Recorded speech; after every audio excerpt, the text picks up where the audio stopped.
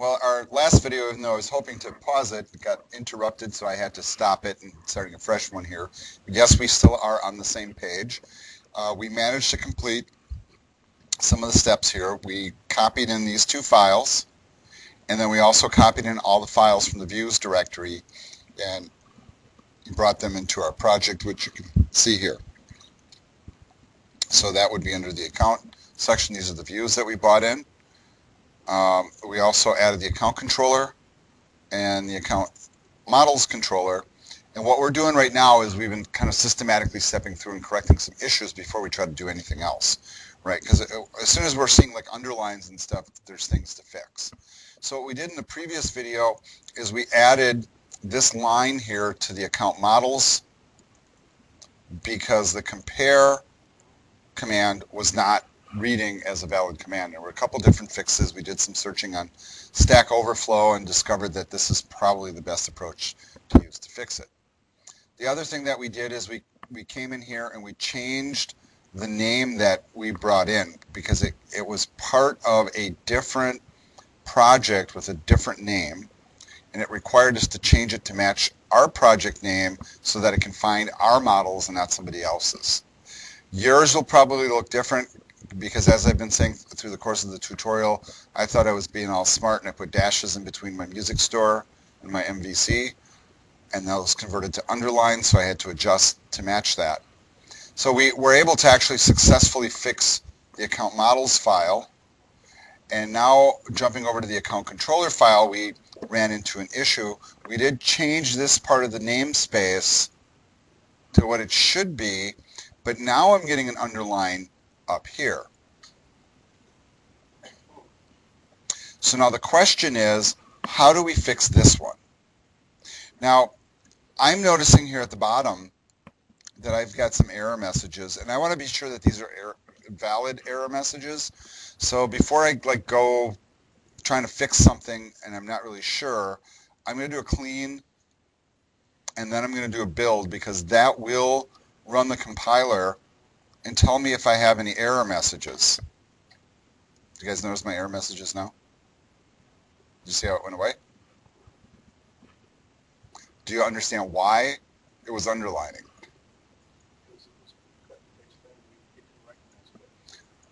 No, something more important than that. We made the right change in the file, and we saved it. And we maybe even, we're looking at error messages. Just a moment ago, it was throwing an error message right here. But because I had not done the clean and build, it wasn't attaching to the data correctly. So the clean and build actually helped to solve that problem. So I'm hoping that it's just as easy for you at this point. All right, I'm back over to the tutorial.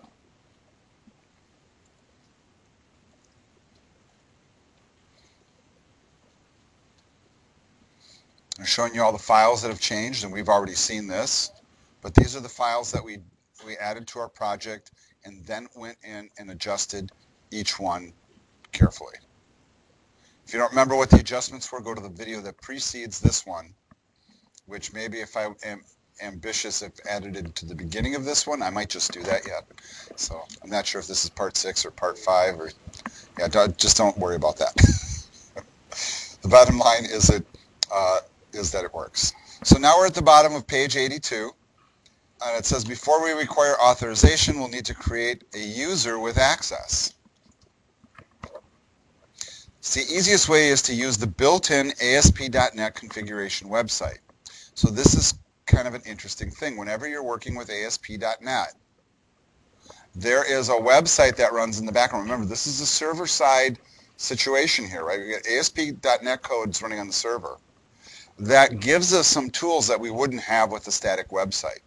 Now, if you guys do a comparison to like working, let's say, with WordPress, we have a content management system, and you have an authorization system that comes with it out of the box, where you can log in, and depending on the kind of login permissions that you have, you can do certain things on the site. And what we're doing here is we're doing the same type of thing, but ASP.NET's got a tool built in to allow you to create that tool. Do you understand? So it doesn't automatically generate like an admin user for you. You have to do that, but it gives you the tool to do that so you don't have to do it from scratch. So that's kind of a nice thing.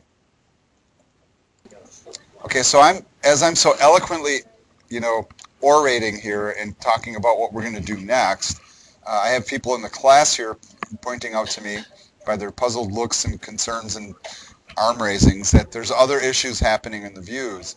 So I came in here and I looked at the view files that we created under account, and you guys are getting red underlines here. So what do we do to fix this?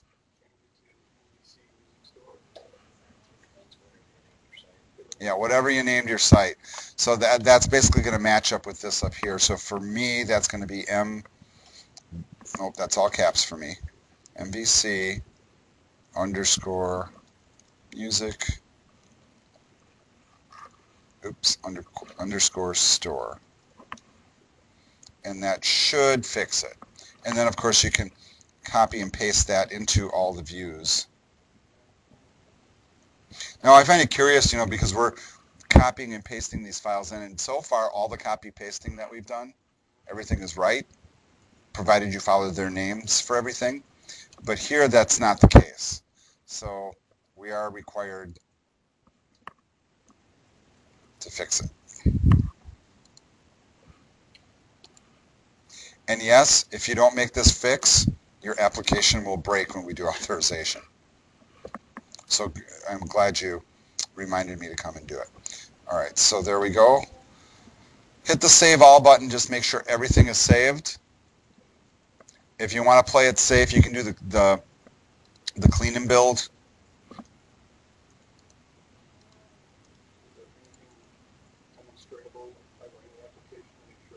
No, not at this stage. You can go ahead and run all the stuff that you want at this point, but we haven't really finished the authorization component to make it run properly. We have views for it, we have a model, we have a controller, but we don't have the user accounts to leverage it. So we're not writing scripts to create the user accounts, we're using the tools built into ASP.NET to do it for us. So back to the tutorial. Now, here's the thing that will confuse people. I know that I helped a couple of you find this tool, because when you look at this Solution Explorer here from Visual Studio 2010, you're going to notice that there's a little icon in the toolbar. And I don't know why, I've done this probably a gazillion times, but every time I come back into the environment, like, I don't see the button. Am I hiding something? Do I right-click to enable it? And the thing is, they put it in a completely different spot. They don't put it on the toolbar in Solution Explorer anymore. What they do is they put it into the menus. Now, I'm trying to remember which menu, and this is the one right here. So if you go to your project menu, in the very bottom entry, see it says ASP.NET configuration.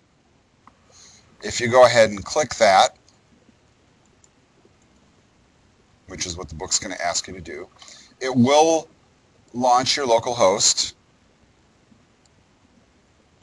and it brings up a website that looks like this. And this is the website administration tool that's built into MVC projects. You didn't have to code this, but yet you have access to the tools. All right, let's go back over to our instructions.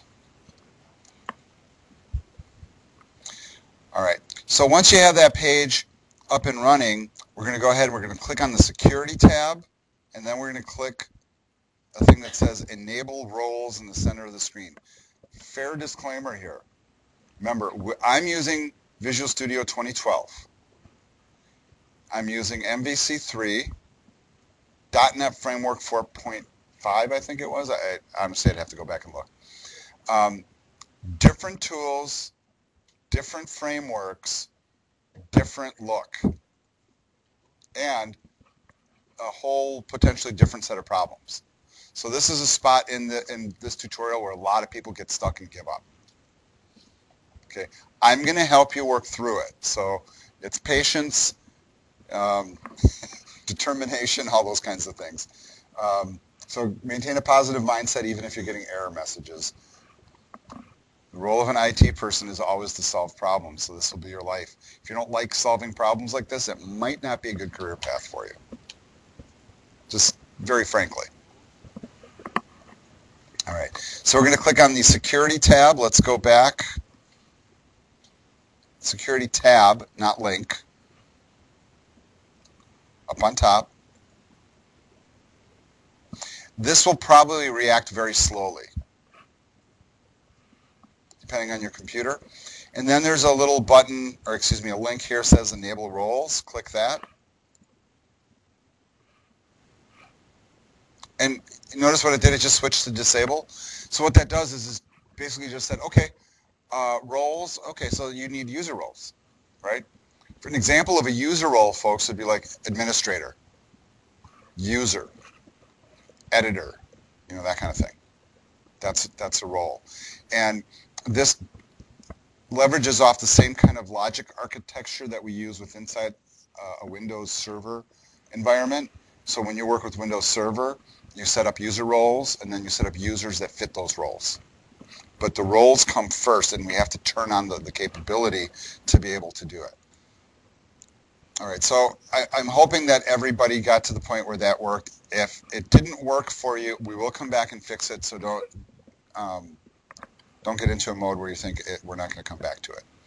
All right, I'm going to move on to the next step here, which is to actually create or manage the roles. All right, so we're going to click that last button, or excuse me, last link at the bottom there under roles. And you're going to create a new role called administrator. And then you're going to go ahead and add role.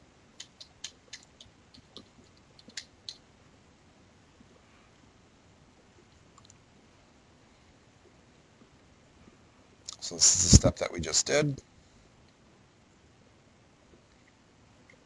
Once we have the role, then we'll move forward and create a user. And for right now, this is where I'm going to pause for a second to make sure everybody gets to this point, and then we'll step forward from here. All right, so I took a moment here and paused and helped a couple people with some issues. And the one issue that I saw was some people weren't able to get this to launch at all. And it turned out that part of one of the shortcuts they took, yes, you know, this is throwing an error message here, was that when the views were being created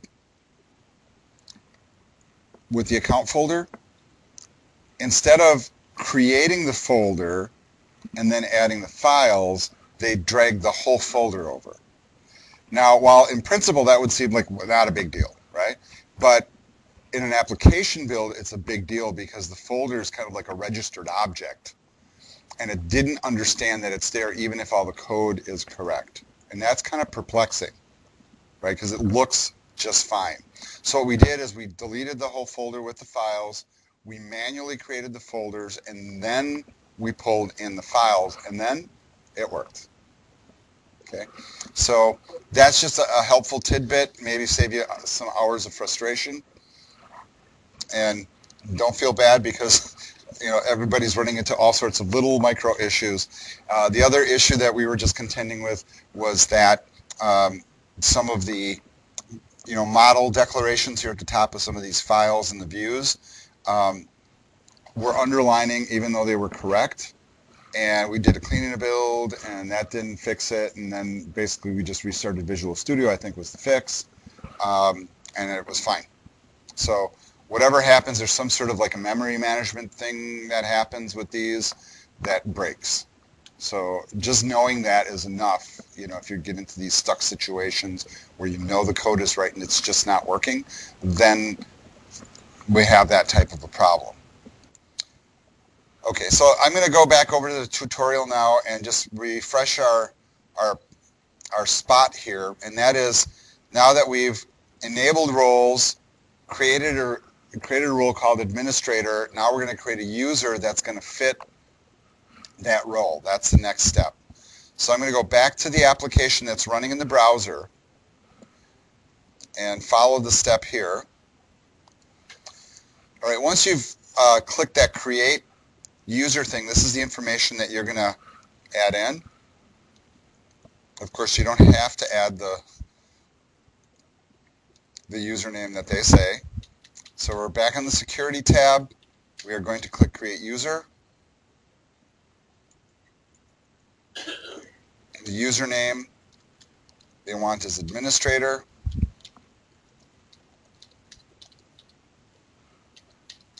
And put in the password they suggested. Actually, I'm not putting in the password they suggested. I'm doing my own.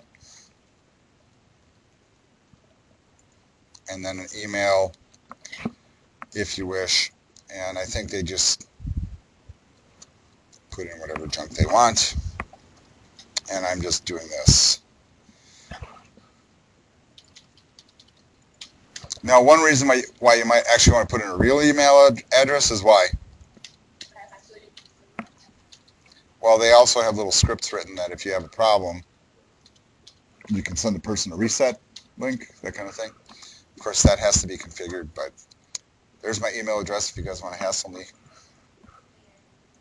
You guys, I know you guys, but I'm just talking about people on the internet. All right.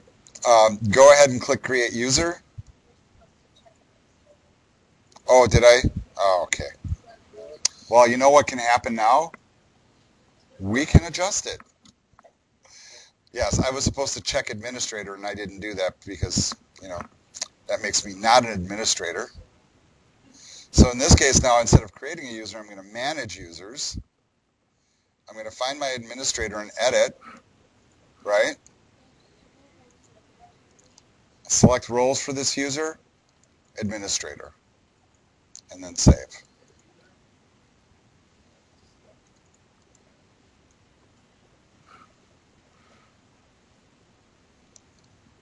Everybody in the class is noticing that they didn't get the security question.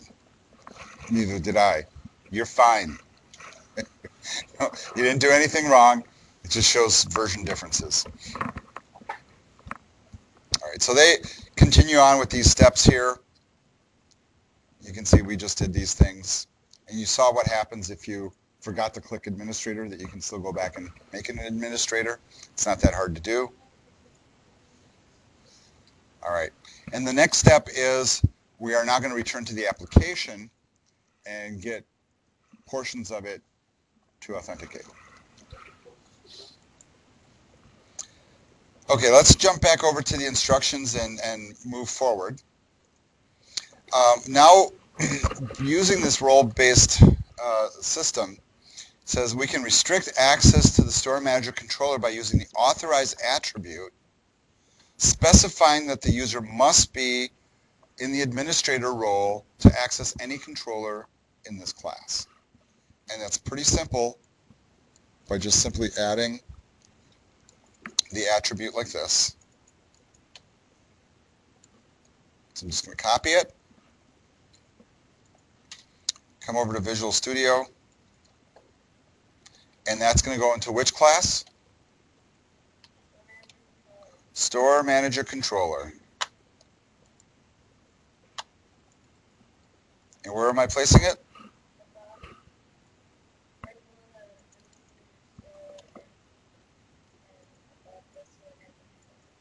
Okay. So it's going to go right into this spot.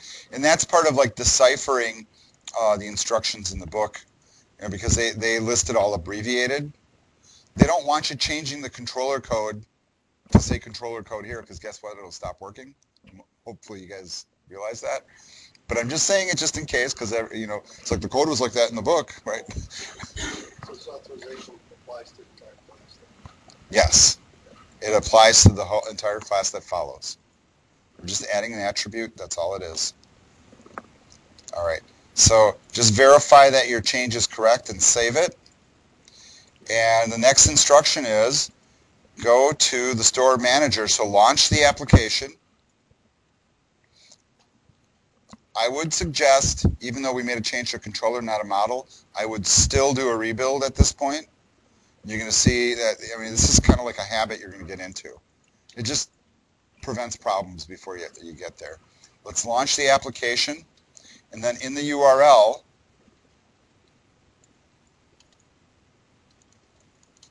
we're going to add store manager, and you should be prompted.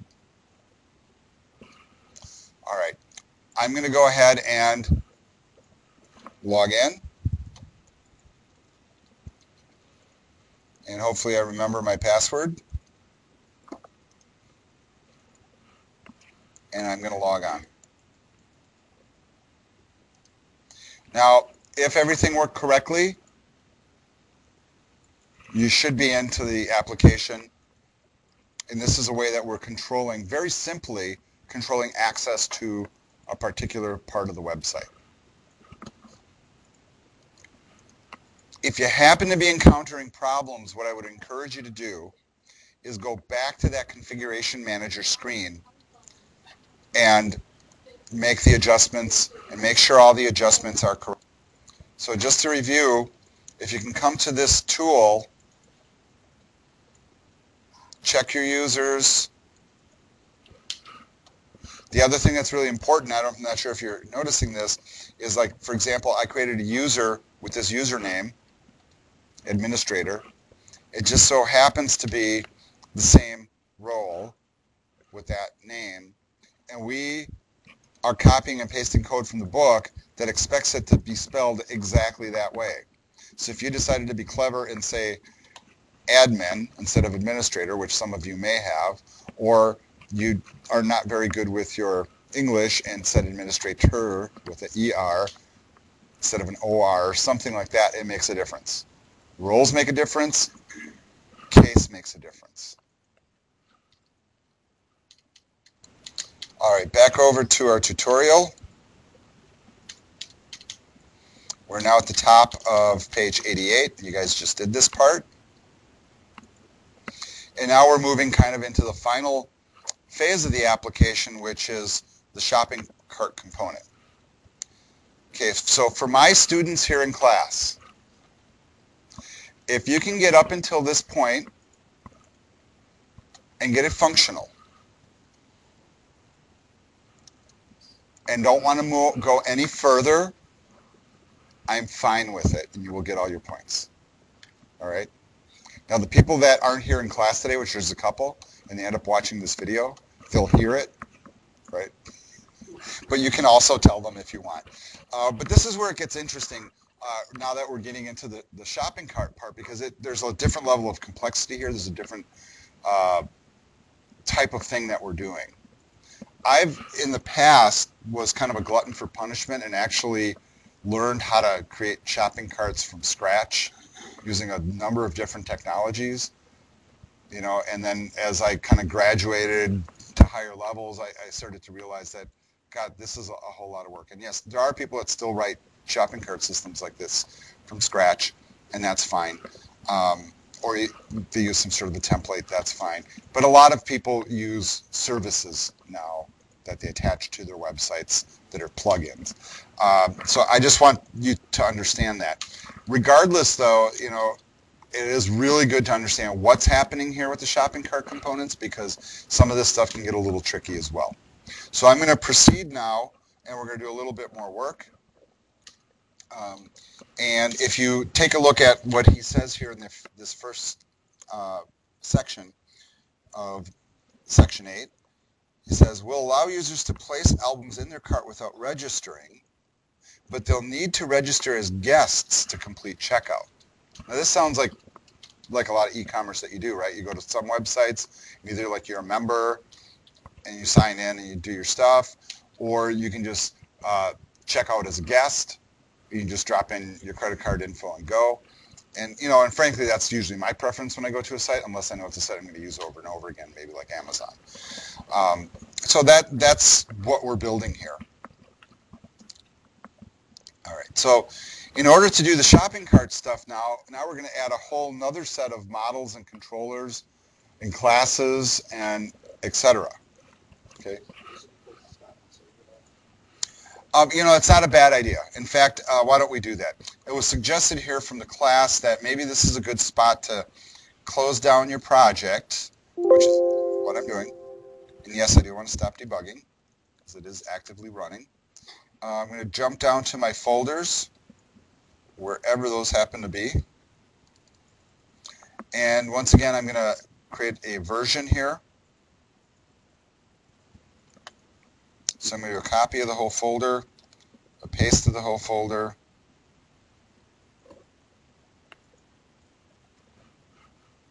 and I'm getting an error message like this. Because guess what? It's still active in the browser, even though I closed it. Yeah. So I'm going to cancel my activity here. And I'm going to go to my browser. And I just want to remind you guys here that browsers like Chrome kind of like to run Resident now. And that can be problematic for this. I mean, hypothetically, all I would need to do is close the browser window that the application is running within. I'm going to close the admin tool here as well. And then I'm going to try that process again. I am still anticipating there might be a problem. And I still might get the same copy error. So maybe not, maybe, who knows. So there's my copy. There's my paste. Again, right? All right. So my next step would be, all right, I'll close Visual Studio. And let's try it again. The other thing that you might want to do too is do a refresh of your view here. Because it still kind of did a copy, you see that? And I'm actually going to delete that copy because it's not complete.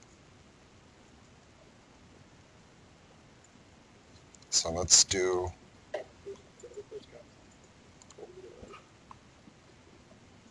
This is the one I'm working with.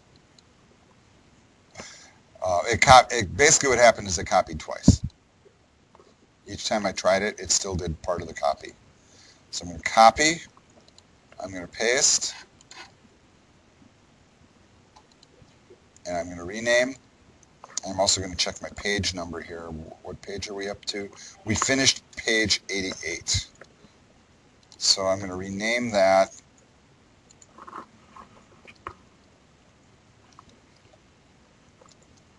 Up through page 88, complete. All right. Then I'm going to go ahead and relaunch Visual Studio. But one thing that you should see as kind of a clue here is the software I was closing. Now, I didn't shut down Chrome all the way. I just closed the tabs that were or should have been affected. And then I closed down Visual Studio. So Visual Studio might have some sort of a process that sits there running as well. So that helps to kind of enforce that closing and kind of refreshing. All right, let's reopen up the project. Back over to our steps here. All right, so first step, we're going to right-click the models folder and add a cart class.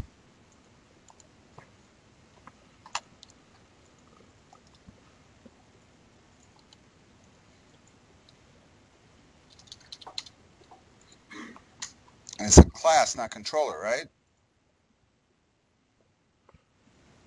Cart class, right, because we're in the models folder. Add class, we're going to call it cart.cs,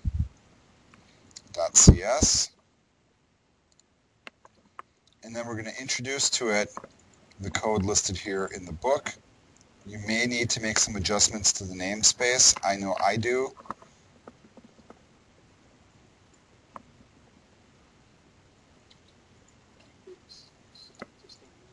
We'll keep the existing usings. And actually, I'm going to keep the existing namespace because that namespace is right. The one I'm about to paste is wrong. So I'm going to take this using and move it up. I'm going to take this namespace and delete it. And I'm just going to clean up my code a little bit.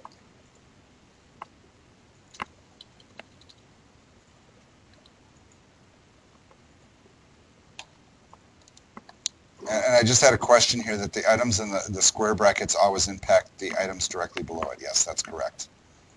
And I'm going to do a little bit of indenting as well. I guess I'm going to do it manually. Not that it's really that hard to do. And just highlight and press the tab key. Okay, make sure you save it.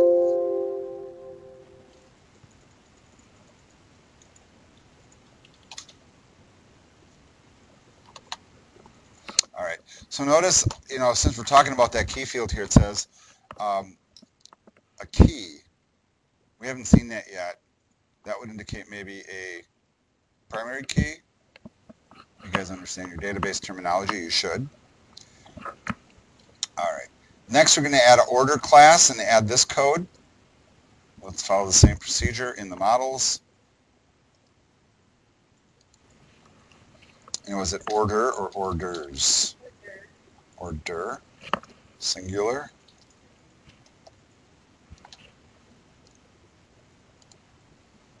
All right. So we're going to add the using statement. So this time I'm just going to copy it over incrementally. I think that might be more efficient. So we're adding the using statement here.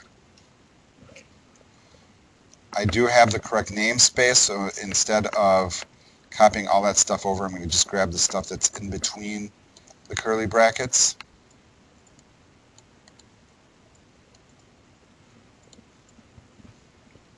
I'll take a couple passes here to get it.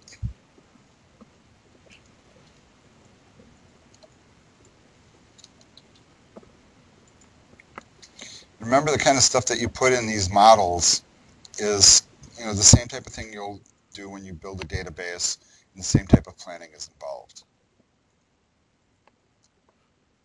Notice how order details is underlining. Why? We don't have anything called order details yet. Right. We're pre-planning. We're putting in something that doesn't exist. So, yeah. And it says, and it won't compile. Why? Because we don't have that yet. We haven't created it yet. See, the author's really smart. All right, but now we're going to create it, right? Let's fix that now by adding a class named order detail CS, adding the following code. So same thing, and that is singular order detail. So right click, add class, order detail. You can see our file is here. There's our code.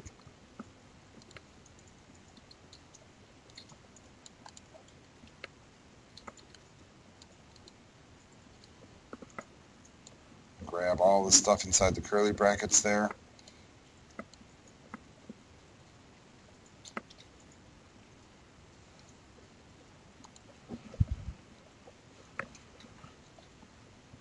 Save your file. Now if you go back to the order CS, that underline should be gone because now the file exists.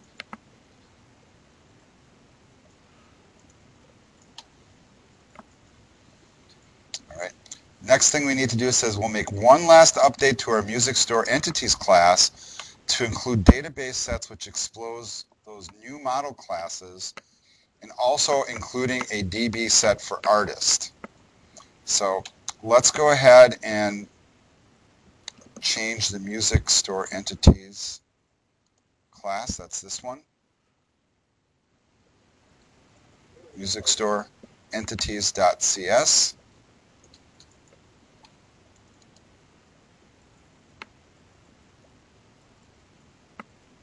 And here we have albums, genres, artists, and I'm not sure why I highlighted that line. It didn't need to be highlighted, so I'm just grabbing the bottom three. That's just a typo. It's a highlight typo.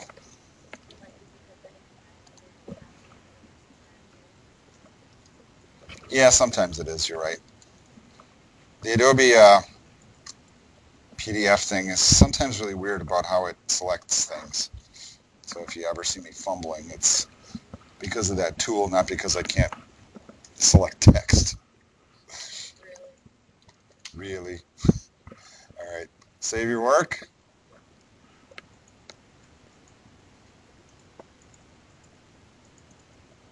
So now we're making basically accommodations in the entire database structure for the cart, the order, and the order details. And that matches the three models that we just put together. Are you guys seeing how in the process of building this application, we're building the database incrementally? Where if you were just a database person, you would have to sit there and kind of contemplate all the different things first and then build out the whole database. And how in some ways this is a little bit more elegant approach because okay, we got this to work, we got that to work, now we got this to work, now we're going to do this part. And we're doing it in pieces and not kind of overwhelming the whole data construction components of it. It is. It is kind of a needs-based type of approach. Okay, now we're at the top of page 91. All right, the next part here is we're going to actually create what we call the shopping cart class in the models folder. And it says here the intent is basically that it's going to handle data access to the cart table. Additionally, it'll handle the business logic for adding and removing items from the shopping cart. Common things that we do with the shopping cart. And it says, since we don't want to require users to sign up for an account just to add items, we will assign users a temporary unique identifier, a GUID. That's a pretty normal type of process, or globally unique identifier. So when they go to the shopping cart and they're working with it, even if they're not a logged in user, from the perspective of our application, they're still a unique user. And this is all basically done using kind of the session or the state engine that's built into ASP.NET, and it recognizes who it's interacting with as an individual, as a client. Yes, that is correct. All right, so now there's a bunch of different things that we're going to need functionality for within the shopping cart, and it's not really a small list. So we need to add to cart, remove from cart, empty cart. I mean, you think of the stuff that you do when you go shopping online, right? This is what we're building. Get the cart items, get the count, get the total, create the order, get the cart. And they have certain things that'll go with it. So we need to create the shopping cart class that is going to go in the models folder. So let's just go ahead and do that. And here's all the code for it. It's quite a bit of code. All right. I know. If you're going, wow, well, this is a real application, folks. There's a lot of work to do. So we're building the shopping cart class in the models folder. Right-click the models folder, add a class.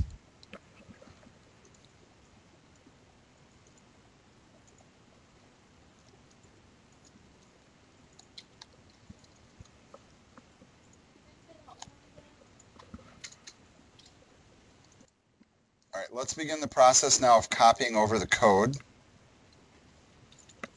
This is many, many pages of code. First, make sure that all your using statements are matching up.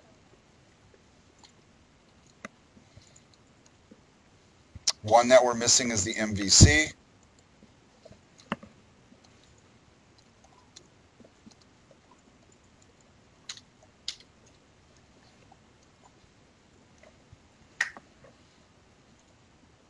So our using statements have matched. Now we're going to start dropping in some of this other stuff. I want you to note something really interesting here, though. And I'm curious to see, especially with those of you that have already finished, if you made this adjustment or not. Are you guys noticing that the class declaration is listed as partial? Did you do that? I had an error on mine. I had a couple class. Yeah, that's the case. So just add partial here. You do want that present. Yeah, you do want it as a partial. That's an easy one to miss, though, because that your eye, you've just gotten comfortable with your eye not going to that. So please keep in mind that the way that with the cutting and pasting from like a document like this to where we're taking it to, there's lots of potential complications with the copy pasting. So be really methodical about doing it. All right, so I have this whole page. Understand that as you incrementally paste stuff in, it will also probably throw errors here and there. And I'm probably going to just zoom out a little bit. Maybe it'll make my copy paste a little smoother.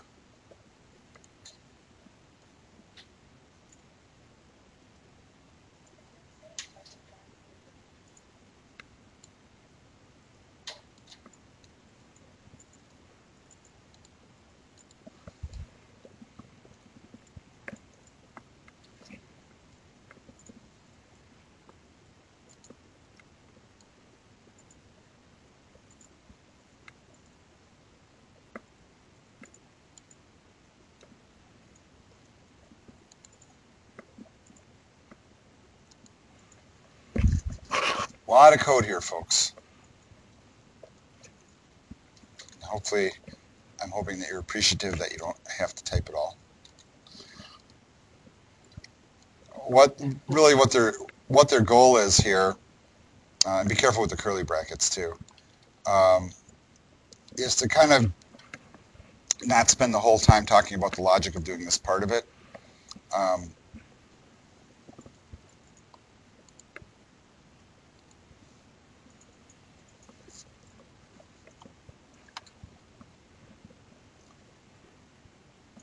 All right, and then I'm just keep in mind here, those last two curly brackets I already had in place, and that's why I didn't copy and paste them in. I'm also going to do a little bit of formatting here.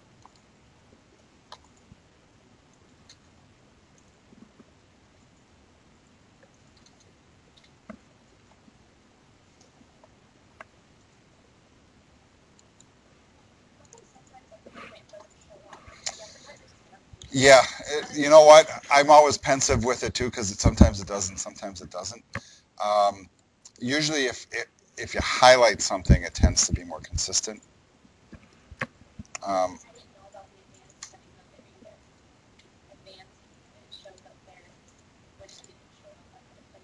Right, and you know what? I have the same thing. And sometimes I look here, and then I'm like, oh, well, it's not here today. Why is it up here? And it's relative to the type of document. Like if you have a C# file, it'll put it in a different spot than if it was an HTML file.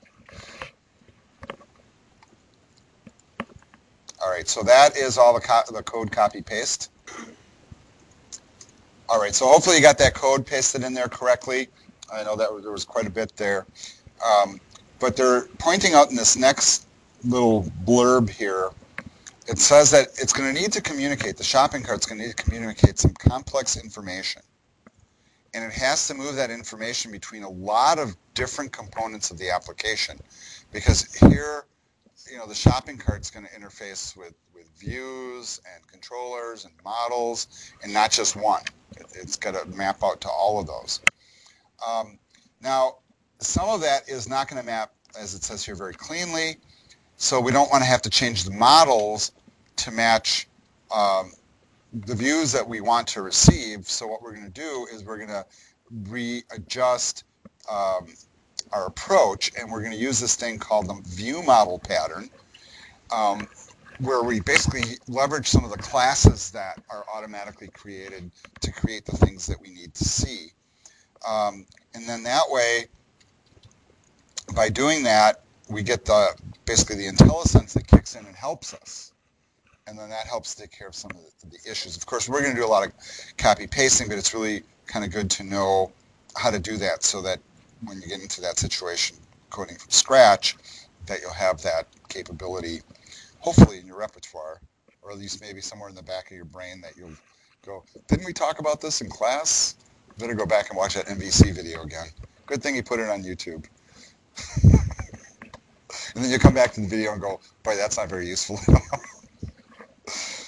All right, so let's do what they're talking about here. We're going to create a new view models folder in the root of our project. So we're going to right-click the project and add new folder. So this is the root of the project, all the way up to Music Store, the MVC Music Store, the bolded name. So we're going to add, and we're going to add a new folder, and we're going to call it View Models. And that's a root level item. View Models. It says next, add the shopping cart view model class. You got that? So that whole name is going to be added to the view models folder. So we're creating a new class file for the view models folder. So I'm right-clicking, add class. I was smart and copy and pasted the name.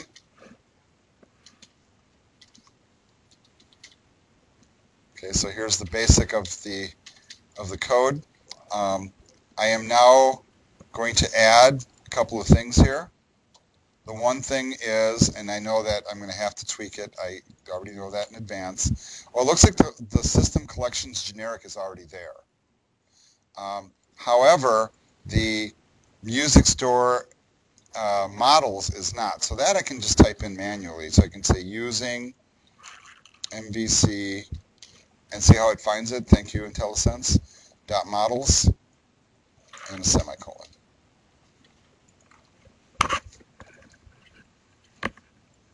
Control S to save. All right. I'm not going to mess with the namespace because mine is correct. I'm not going to change the stuff outside the inside of the curly brackets. I'm just going to grab the two data fields that we need. So one is an array list for cart items, and then a data field that will hold the money total, I guess. And then I'm saving again. Next thing we're going to do is we're going to add another item, another class. This one's called Shopping Cart Remove View Model. Same approach. Right-click, add, class, paste in the name you were smart enough to copy-paste, which apparently did not take in my case, so let's try that again. Add that in. Give it a little zoom.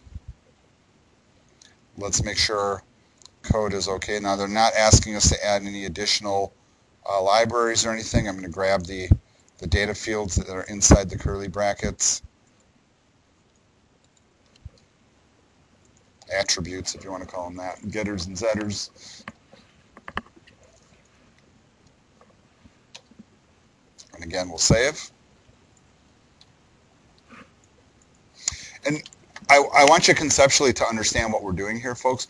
Really, we're kind of creating something that's going to facilitate all the complexity that we're going to look at within the shopping cart. Because the shopping cart really combines a lot of different things together.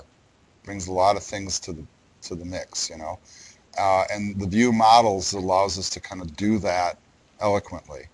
And really all it's doing is it's kind of creating new models that we're going to leverage for things that are going to go inside the cart.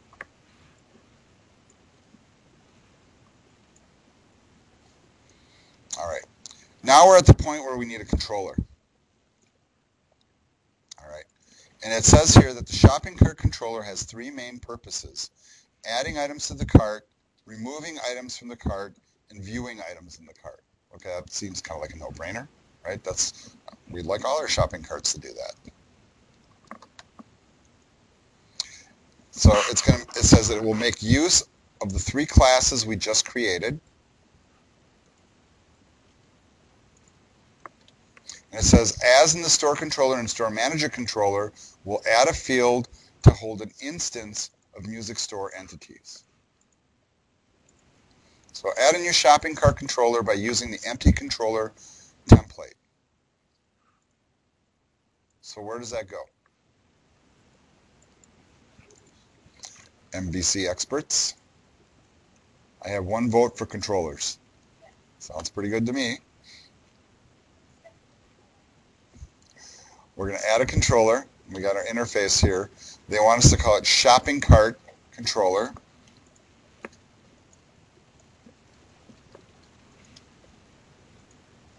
The selections are going to be empty controller. Not too many other choices you can make there. And go ahead and click add.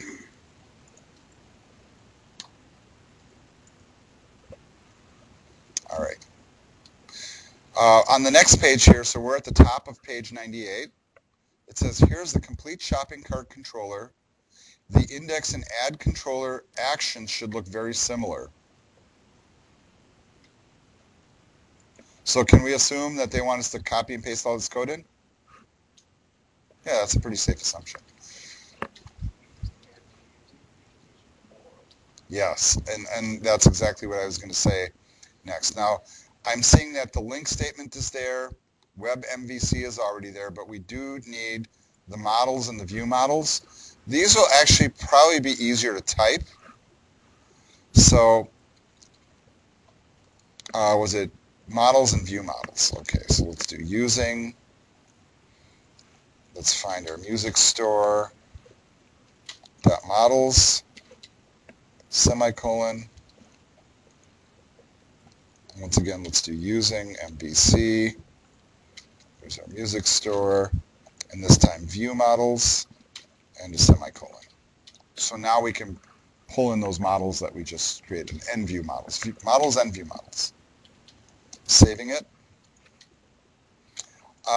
Once again, I'll leave my namespace alone since that seems to be right. My public class declaration seems to be just fine too, but what we're going to need is all the other stuff in between the curly brackets, of which there is plenty. So get into whatever strategic copy-paste mode that you like to go into. And I like to try to get as much from the page all at once as I can. So I'm going to grab all this.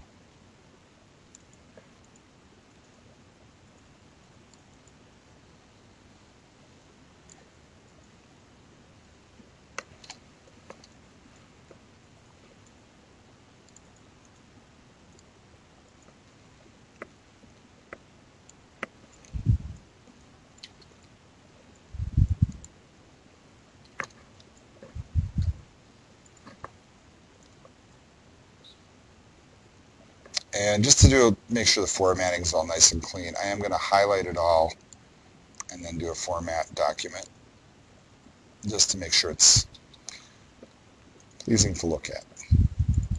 And really, more importantly, easier to debug if we do have a problem. So you can see we have an index view, we have add to cart, remove from cart, and cart summary.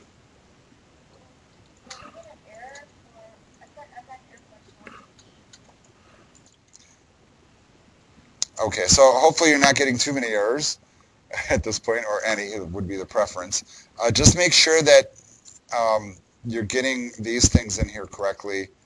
If you copy and paste, remember that your titles might vary slightly. Mine did.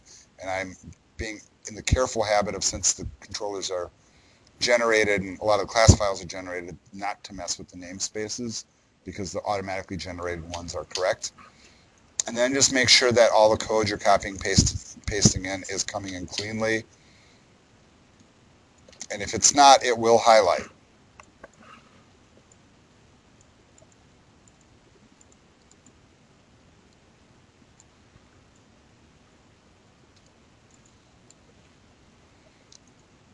All right, so we've essentially completed page 99.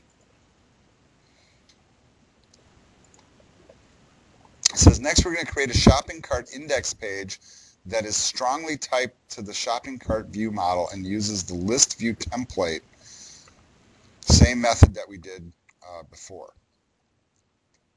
So how do we create, at this point, see they're starting to make assumptions that you're catching on. How do I create a view in this spot?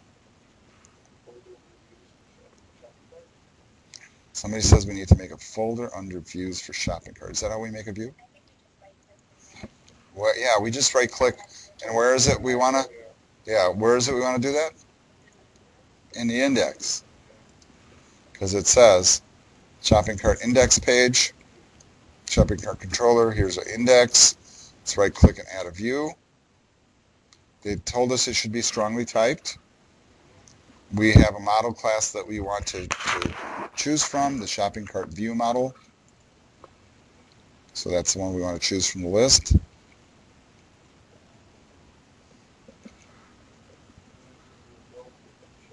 Ah, somebody's catching on. All right, let's cancel, right, because you're not seeing it in the list. But if you do a clean and you do a build, and then you go back to your controller again and right-click inside of index and add view and make it strongly typed, you should now see all the stuff that you just created. And really, once again, that really strongly demonstrates what the clean and build does. Really what's happening is it's kind of doing what we call migrating the data, that it creates the database components based upon doing the build. Until we do the build, it's not instantiating anything. It's just a code file. Okay, so which one do we want? The one that I have selected? Do we need a scaffolding template?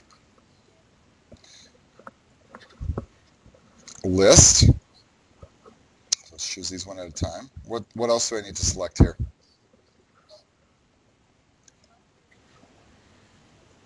Use layout or master page. Which one? Oh, no, we don't. Okay. Anything else I need to check?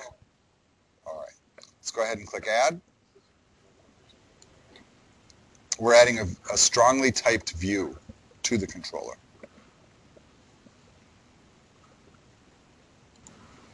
Okay, so with any luck, you were successful and you have a index.cshtml file that's now been created in the views folder underneath shopping cart that looks hopefully like this.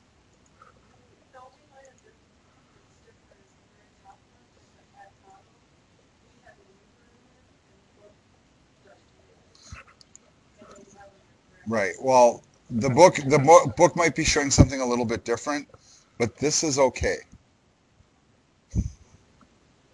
If the book shows something completely different, if we find that this doesn't work, then we'll go looking back to the book. But right now, the stuff that's being automatically generated, I'm trusting it. So I'm leaving that alone. But if there is an issue, we'll know to come back up here and look, because you're saying that that's not what it looks like in the book, or the PDF, so to speak, right?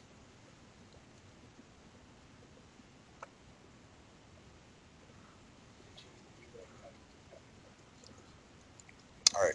Other thing that they're pointing out here, bottom of page 100, it says, instead of using an HTML action link to remove items from the cart, we're going to use jQuery to wire up, as he says, the click event for all links in this view that have this class.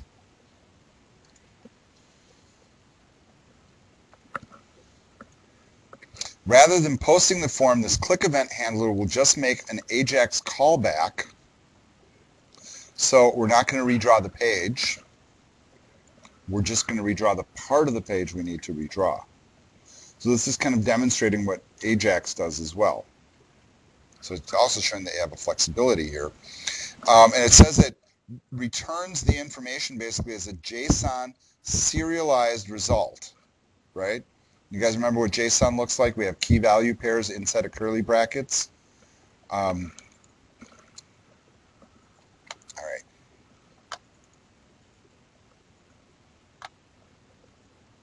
So every time we're going to click that, it's going to remove the item. It's going to update the cart count, so it's going to do a little bit of math. It's going to display an updated message to the user, and it updates the cart total price. Hey, just like a real shopping cart. And a lot of shopping carts do operate this way. What used to be a little bit more the traditional approach before a lot of people were using, Ajax is basically you'd make the change and the whole page would re-render. With Ajax, we don't need to do that. That's kind of the point. It creates, I think a little bit more rich user experience, and actually I think significantly more rich user experience. All right, since the remove scenario is being handled within the index view, we don't need an additional view for remove from cart. We're going to do it right inside that same spot. So, it says here's the complete code following that adjustment. So, for which class? Or excuse me, which file? The one we're looking at right now, the index.cshtml. All right, so notice that we have some stuff here. First of all, they're changing this to shopping cart, so I'm just going to do that manually. I am not going to mess with that top line unless I have some sort of a reason to. Then from there, they are adding some script files or some script links. So I'm going to put that right below that view bag title.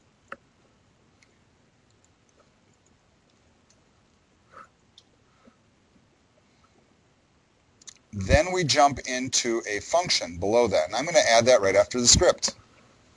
So this is a little bit of JavaScript code here, and I'm just kind of like zooming ahead to see what I'm contending with. So I'm zooming out, try to get it all on page.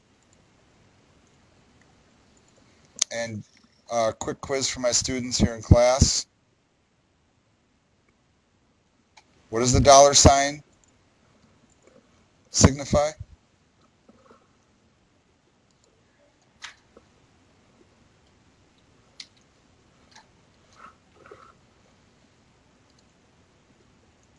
Yes, I heard somebody say it.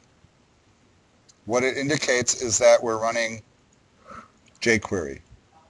But jQuery requires a selector, right?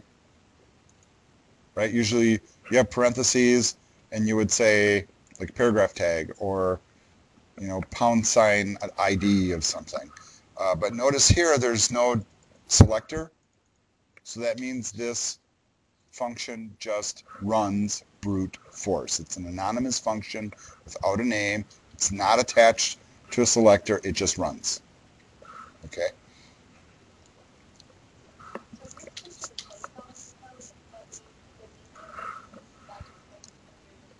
No, what I did is I changed part of it, and then I added the scripts in. So far I've copied all the stuff from here. I changed this part manually. I left this part alone. I added the two script links. And actually, one's a link and one's the beginning of a script section. Then I added all this code that I have highlighted right now. I left all the other code in place so far. So everything, like, see where my cursor is right now in the document? I left everything. That was already there. I'm not messing with it right now. I might. I'm not saying I won't. But I'm just kind of looking at what they got going on here. And I'm just going to keep adding right into that spot. And then I'm probably going to come back and get rid of all that. But I'm being pensive about it because once it goes away, I mean, I can Control-Z my way back, I suppose. But I'm trying to be a little more careful than that. So copy, paste. I am getting underlines here, so we know we got some issues, right? Once again, I'm pushing that stuff down.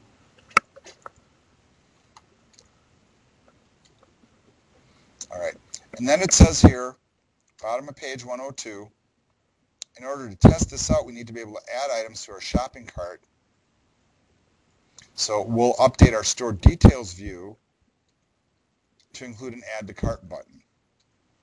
Okay, so like when you're looking at an album and you're in the detail view, it's got a little button so that we can do that.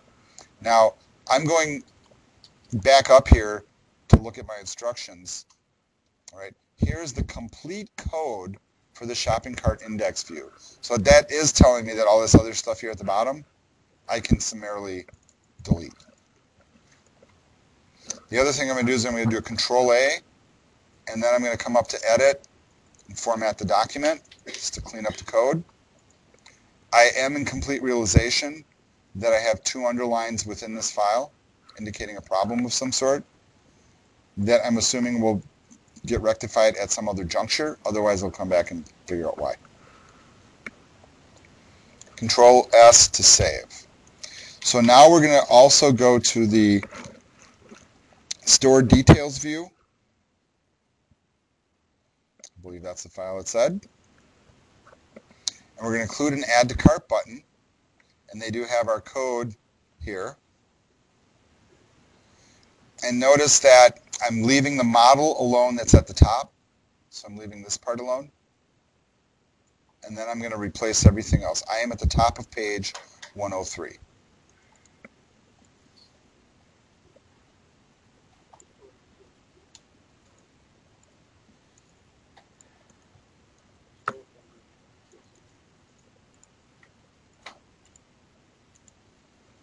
And once again, Control S to save.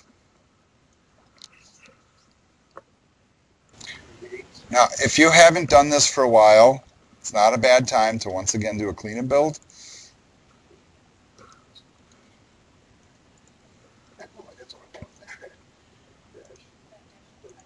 And then I'm going to go back and look at that index.cs HTML file and see if those red underlines are still here. Mine aren't.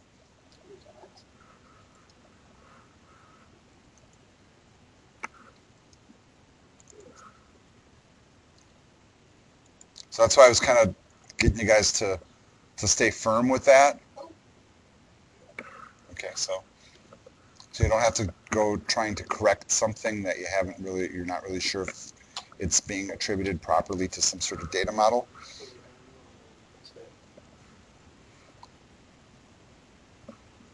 All right, so we are at this point at the bottom of page 103, according to this, ready to run the application and browse to the store index and adding and removing albums from our shopping cart. So let's give that a try before we go too much further. So I'm running the application. I'm not going to the store manager at this point. I'm just going to the store.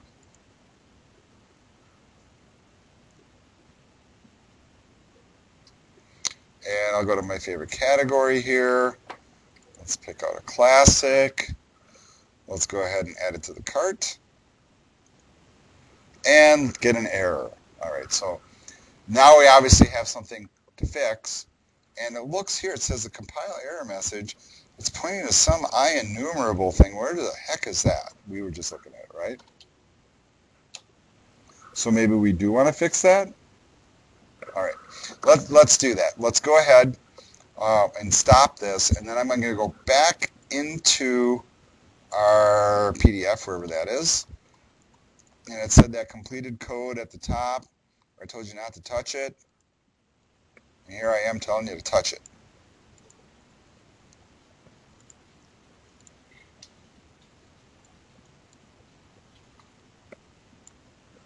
So copy, back over.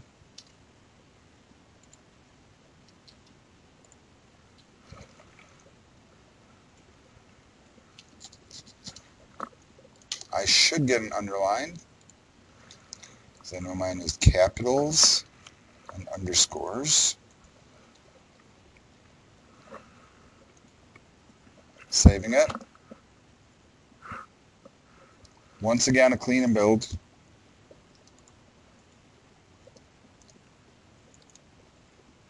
Granted, this is a view. I'm just playing it safe.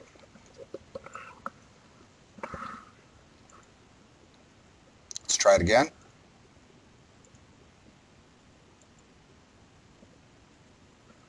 I'll close the previous tab. Let's go to the store. Let's grab a different album. Put the add to cart. Hey, but interestingly, the other one did add to cart. I never ordered that. Yes, you did. All right, so that's a pretty big thing. Now we also have already added in all the jQuery and stuff in the Ajax, so I should be able to remove from cart. And I don't know if you noticed, but if you watch the URL, the page is not redrawing. We are dynamically changing the page without needing to redraw the page from the server. We're just using Ajax to redraw the component or remove the component that we need. And you, of course, you can test it. Just pick any of these categories and just make sure that part's working. Okay, so let's try to get back down to where we were here in the instructions. So we finished page 103. They have a few screens here demonstrating how you should be able to interact, and we just kind of did that on the fly, so you saw how that works. Add stuff, remove stuff, and now we're getting to the registration phase. This is another spot where I'm going to stop the video. I'm going to make a copy of my work thus far and start again. So this video ends here, and then I'm going to start a fresh one in just a few moments.